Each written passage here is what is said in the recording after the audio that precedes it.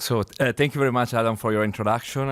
Indeed, as Adam said, now at Olea Medical, we are currently developing tools for CEST data processing. So let's say we are going to different steps. We want to do a tool that is for research, and then we can also move to clinical practice. So let's say that to make everybody happy about CEST data processing is not at all an easy task.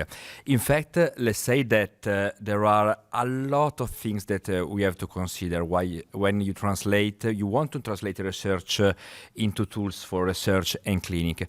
First of all, CEST is an MRI technique that is full of potential. In fact, as we've seen with the presentation of Professor Jaime, Golay and Zeiss, we see that there are plenty of application. The problem is that you have to consider that the acquisition protocol are different. You want to look at different molecules, at different effects, at the metabolism of the tumor, of the healthy tissue, and so on. Also, because research is discovery, people are using different metrics, asymmetry metrics, Lorentzian fitting, and now even deep learning. So we have also to consider to give a tool for example, for the research that can have all these possibilities. And also, as the others said before, there are plenty of correction methods that you have to consider with CEST, and B0, B1 correction, for example, and not all the people in clinics and research, they do in the same way. And it's also good to compare different kind of correction method to see which one is the best, and in each case. So let's say that we are really lucky because let's say that in Olea Medical we have something that is called a software development kit.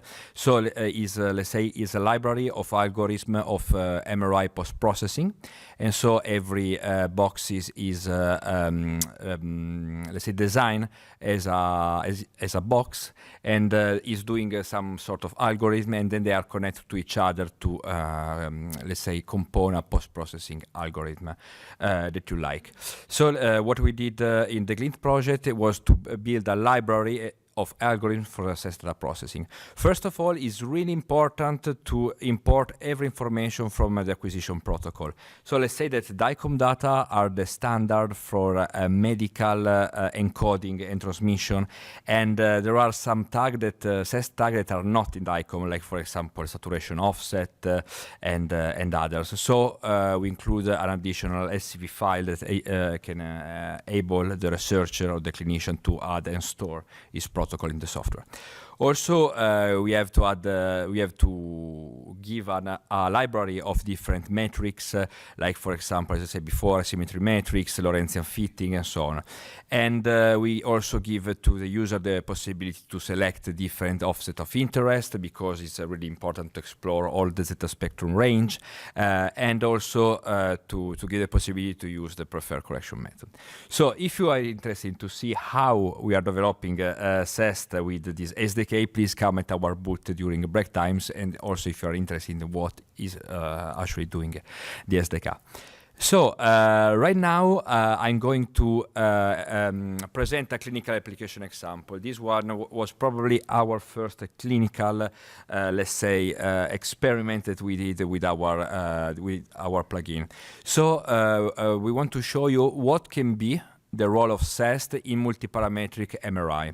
In fact, we have this collaboration with doctors of Professor Xavier Golay team, and there is on the left Sotirios Bisdas, is a medical doctor and is specialized in advanced oncology, and Laura Mancini, that she's a MRI scientist at the national. All of them are working at UCLH. And so they did this prospective study that started in 2016, and they have a lot of patients that were undergoing to biopsy. So let's say that the ground truth was easily available. And there is this MRI protocol, this multiparametric protocol, where they do the anatomic sequences, DSC, DCE, ACL perfusion, then DWI, DWTI, diffusion, and then spectroscopy and APT. CEST. So all the acquisition are acquired at 3 Tesla, and so it was really nice to see already at 3 Tesla we can gain some good visual informations. So there are now 52 patients, already 34 has already these histopathological results after biopsy, so we know the ground truth. There are grade 1, 2, 3, 4 patients, and also there are mutations. So we have before the non-mutated one, the EDH wild type. Then we have the EDH with mutations, like with the 2 genes that are called IP and 19q that are retained in, let's say, in the cell, and there are others that are these genes that are deleted from the system. And this change, you will see that will change a lot. So what I want to do now is just to show you, I want to take now one patient of this population and show you a little bit, let's say the classical multiparametric MRI, and then I want to show you the contribution of amide proton transfer, and if can give more information about this patient. So we have a 40-year-old male. He has non-migrant-like headache, and in the last 3 months before the acquisition, he has 2 seizures. He has a left leg and weakness, and is a non-smoker without any previous chronic disease.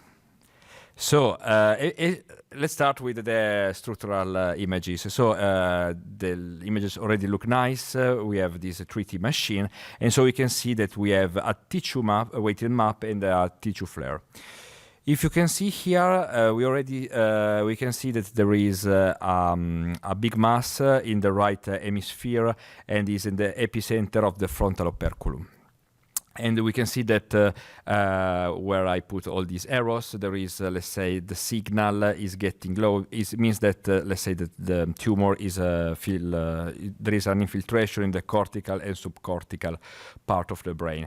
If you look also at the tissue flare, we have a strong hyposignal given by the cystis, the cyst. Sorry. If we look at the T1 weighted map before and after gadolinium injection, we can see something. Let's say that if you look carefully, there is the rim around the tumor that get an enhancement after the gadolinium injection. In fact, that means that the blood barriers are broken, and so there is a small uptake of the tumor. But still, there is not still a good, let's say, a big uptake of gadolinium. And also, this, if someone was wondering, this, let's say, shortened T1 time is given by probably hemorrhages. So if we look now at diffusion and perfusion weighted images, we can say, for example, we can see that from the ADC map, there is, let's say that before, there is the high signal that is given by the cyst, and then we can see that there is a mixed effect given probably by edema. And if we look now at the bottom part, we see an hyposignal that probably, let's say, it overlaps with the broken blood barriers, and it means that there is low mobility. If we look now at the the relative blood volume map calculated by Olea Sphere, we can see that there is a strong amount of blood volumes around the tumor. So it means that we are in an angiogenic situation, and so it means also that the tumor is expanding. So now, what information we can have for amide proton transfer and how this image will be displayed in our software. So let's say that already with the amide proton transfer, there are now a lot of hints regarding the correlation with the CEST and the histopathological grades. Let's say that there are a lot of studies made by Togao, Sakata, and Choi that show that there is a correlation between the APT percentage signal and the tumor grade. Also, there is a really interesting paper published by Yang in 2017 that tried to predict the EDH mutation status with the APT maps. So let's say that for this case, we decided with the doctors of UCLH that it was better to use this metric. So let's say that is an asymmetric metric that was proposed in 2009. Is a family of metrics, a non-punctual analysis that was proposed by the team of Silvio Aime in 2009, and take under consideration the area-under curve of the zeta spectrum, let's say at 3 and 4, and he do the asymmetric analysis between the negative part and the positive part. Also, there is also area over the curve of the zeta spectrum between -4 and -3. This is because it was already, let's say, implemented by the team of Silvio, but Keup and Togao in last year at ISMRM show us that during a presentation that the signal of the cystis can be really high, around 3.5 and -3.5. So they add this, let's say, regulator factor to suppress the contribution of the cystis. So let's say that, of course, the first result doesn't look good, because now we are doing the APT signal is still uncorrected. So we didn't do any. So with the software, we are able to see every step of the correction. So before we decide to do the B0 correction with a method that was proposed by Aime team and especially by Stancanello in 2008. So it let's say that you don't need additional B0 correction map. So you calculate the B0 correction using the information of the zeta spectrum, you smooth it with a smoothing spline method, and then you calculate the minimum. So you are able to see the B0 shift, and then we apply a Gaussian filter to, let's say, enhance the quality of the map. Then to perform the B0 correction, we interpolate the zeta spectrum and we center it at 0 ppm. Almost to have the best asymmetry as possible. Already the maps looks good, but still we don't stop here the correction. So some student of UCL, Ash, Marilena and Pazzi propose to, let's say, to acquire different maps, different zeta spectrum acquisition at different B1 at 1.7, 2, and 2.3, and to calculate a relative B1 map using a flip angle map. So this is, let's say, they learned this through a publication of Zeiss and Windsuk in 2005.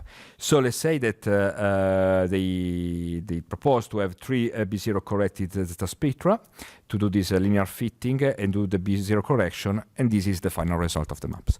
So as you can see, we use a small windowing between 0 and 2 because we think that for radiologists and doctors it's important also to visually see, let's say, that the contrast, and of course you have to do a lot of correction to have this kind of say results.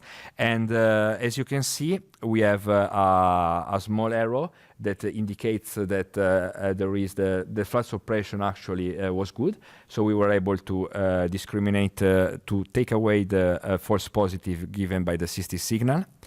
Then here it's nice to see that because we are able to overlap the maps, let's say that is interesting to see that when the tumor is starting to appear, it's exactly when the ADC map start to have a strong lower intensity. And we can see here that in the lateral part there is a small peptide concentration because, as I remember you that APT is also is measuring the concentration of mobile protons from peptides and the proteins that increase in tumoral tissues. So in the lateral part, we can see that the concentration is lower, and this corresponds exactly by the higher vasculation of the relative bloody volume map. So also, if we want to compare APT and MRI spectroscopy to see if the analysis will make sense, so these MRI spectroscopy are made by a software called LC model that is used at UCL. So we can see that if we take the higher signal and the lower APT signal, we can see that the spectrum, the spectroscopy spectrum look really similar. In fact, for example, we have that the choline is increasing because we are in tumoral tissue. We have the myoinositol signal that is also increasing because we are in tumoral issue, and the NNA are decreasing because usually NNA measure the concentration, let's say, of neurons, and here we don't have neurons, we have cancer.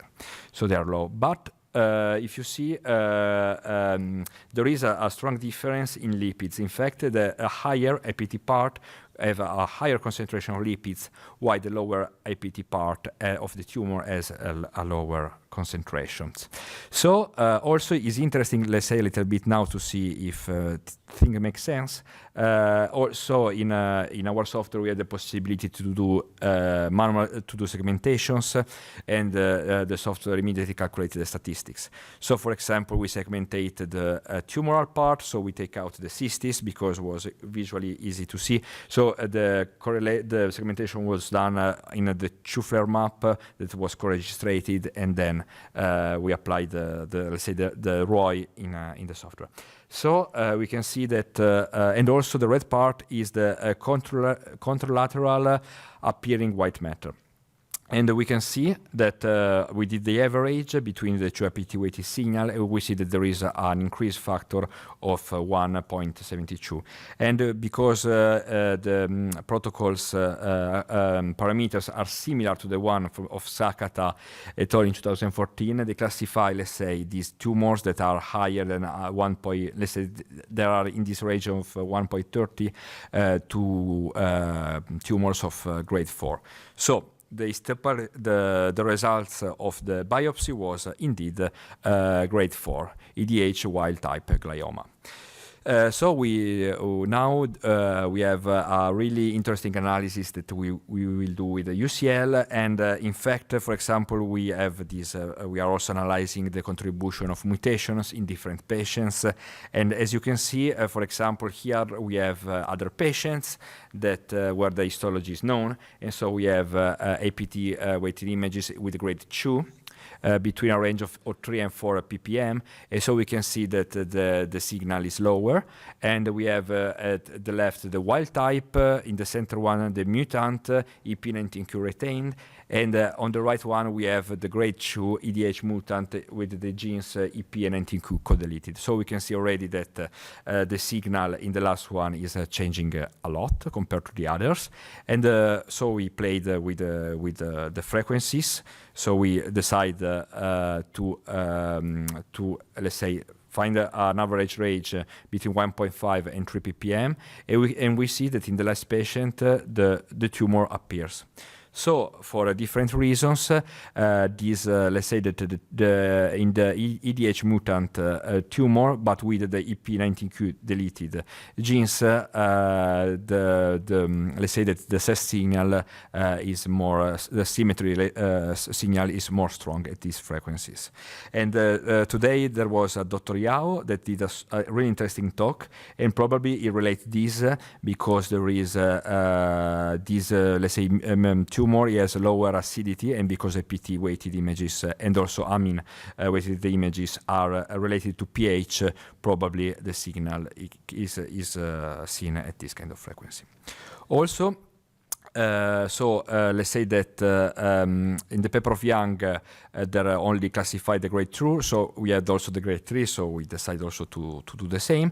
And we see also here that we have the wild type and the mutant with the genes retained that also have a strong signal, so from 2 to 3 you already see that there is an enhancement. And also we see that for the grade 3, the mutation with the co-deletion of these two genes brought an hyposignal. And of course, if we go again in the 1.5-3 ppm range, we can see that for the last patient, the signal of the tumor appears.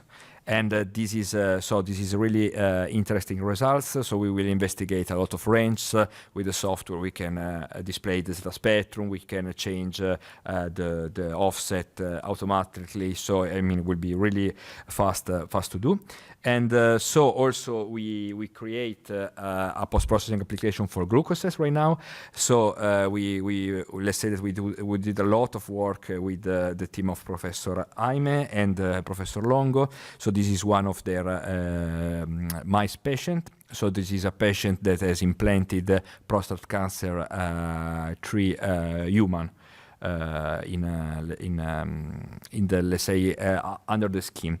And so this was acquired by a Bruker 7 Tesla MRI scanner, and you can see that before the glucose, so this is the endogenous glucose. So we have some glucose activity around the tumor, and if we injected the tumor, so there was a D-glucose type, we already see that after a few minutes there is a strong increase of the tumor. Also, in the same mouse was acquired lopamidol-CEST images or acido-CEST images, as other people know it. So you can see that in the same mouse, the external pH is, let's say, we have a case of few acidosis, and we see that we have more acid pH in, let's say, in the upper part and in the lower part of the tumor. So let's say that these are just 3 examples of what we can do with our software, and it was amazing. We did a lot of incredible collaboration during GLIM project, and we will for sure continue to do other interesting studies.